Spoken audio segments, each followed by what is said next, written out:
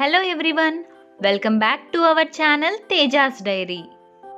So ముందుగా మీ అందరికీ happy Krishnashtami in advance. So ఈ రోజు రెసిపీ వచ్చేసి శ్రీకృష్ణుడికి ఎంతో ఇష్టమైన అటుకుల ప్రసాదం. సో ఇది చాలా ఈజీగా చాలా క్విక్గా చేసేసుకోవచ్చు అండ్ కృష్ణాష్టమి రోజున ఈ స్వీట్ రెసిపీని నైవేద్యంగా పెడితే చాలా మంచిది. సో ఇప్పుడు కృష్ణుడికి ఎంతో ఇష్టమైన అటుకుల ప్రసాదంని ఎలా ప్రిపేర్ చేసుకోవాలో చూసేద్దాం. ఫస్ట్ ఒక బౌల్లోకి 1 కప్ పోహా అంటే అటుకుల్ని యాడ్ చేసుకోండి. సో ఈ అటుకులు కొంచెం థిక్నెస్ ఉన్న అటుకులను అయితే యాడ్ చేసేసుకోవాలి. సో నెక్స్ట్ అదే కప్తో 1/2 కప్ మిల్క్ని గ్రాడ్యువల్గా యాడ్ చేస్తూ ఈ అటుకుల్ని తడుపుకోవాలి. సో నేను అన్ని మెజర్మెంట్స్ ఒకే కప్తో చూపిస్తాను సో దట్ మీకు కూడా చాలా ఈజీగా ఉంటుంది. సో ఇలా కొంచెం కొంచెంగా మిల్క్ని యాడ్ చేస్తూ అటుకుల్ని కొంచెం తడిపి పక్కన పెట్టేసుకోవాలి.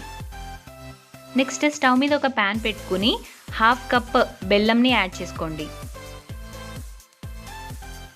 నెక్స్ట్ ఇందులోకి జస్ట్ 2 స్పూన్స్ ఆఫ్ వాటర్ని మాత్రమే యాడ్ చేసుకొని బెల్లంని కరిగించుకోండి.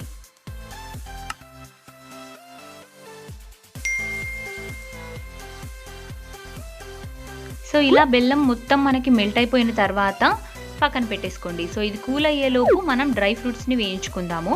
అందుకోసం స్టవ్ మీద ఒక ప్యాన్ పెట్టుకొని 2 స్పూన్స్ గీని వేసుకోండి. సో ఈ గీ అనేది హోమ్ మేడ్ గీ అనమాట. ఎలా ప్రిపేర్ చేసుకోవాలి అనేది కూడా నేను ఆల్రెడీ షార్ట్స్లో అప్లోడ్ చేశాను. నేను లింక్ కూడా డిస్క్రిప్షన్లో ఇస్తాను, చెక్ చేయండి. సో ఈ గీ అనేది మెల్ట్ అయిన తర్వాత డ్రై ఫ్రూట్స్ని మీకు నచ్చినవి యాడ్ చేసుకోండి. సో నేనైతే ఫస్ట్ కొన్ని క్యాష్యూ నట్స్ని యాడ్ చేశాను. సో ఇవి లైట్ గోల్డెన్ బ్రౌన్ కలర్ వచ్చేంత వరకు ఫ్రై చేసేసుకొని ఒక బౌల్లోకి తీసుకొని పక్కన పెట్టేసుకోండి. సో అలానే కొన్ని కిస్మిస్ని కూడా ఫ్రై చేసేసుకొని పక్కన పెట్టేసుకోండి.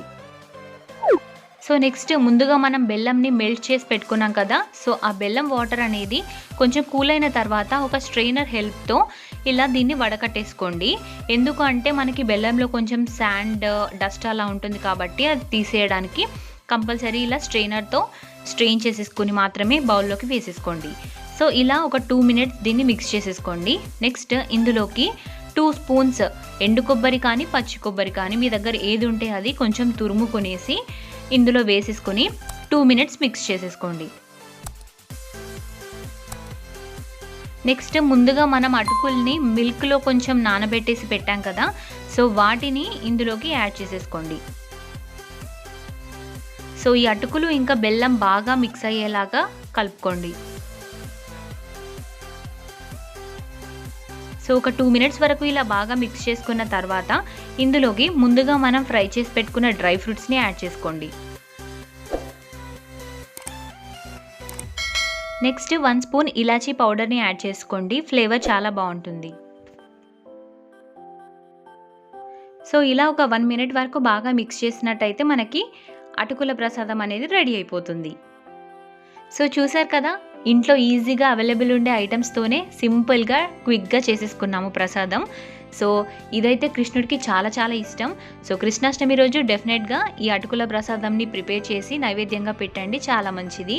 అండ్ కృష్ణాష్టమికనే కాదు, మీరు గణేష్ చతుర్థి రోజు గణేశుడికి పెట్టొచ్చు, అలానే దసరా రోజు అమ్మవారికైనా మీరు ఈ ప్రసాదంని పెట్టొచ్చు. అండ్ టేస్ట్ అయితే చాలా చాలా బాగుంటుంది. సో డెఫినెట్గా ట్రై చేయండి. అండ్ మీకు ఎప్పుడైనా స్వీట్ తినాలి అని క్రేవింగ్స్ వచ్చినప్పుడు కూడా చాలా సింపుల్గా 5 మినిట్స్లో ప్రిపేర్ చేసేసుకోవచ్చు. సో మీకు ఈ రెసిపీ నచ్చిందని అనుకుంటున్నాను. నచ్చితే కనుక లైక్ చేయండి, షేర్ చేయండి అండ్ కమెంట్ చేయండి. Thanks for watching the video till the end. ఇంకా ఇలాంటి యూస్ఫుల్ అండ్ ఇంట్రెస్టింగ్ వీడియోస్ కోసం do subscribe to our channel Tejas diary. అలానే పక్కనే ఉన్న బెల్ ఐకాన్ని యాక్టివేట్ చేసుకుంటే నేను వీడియో పెట్టంగానే మీకు నోటిఫికేషన్ వచ్చేస్తుంది.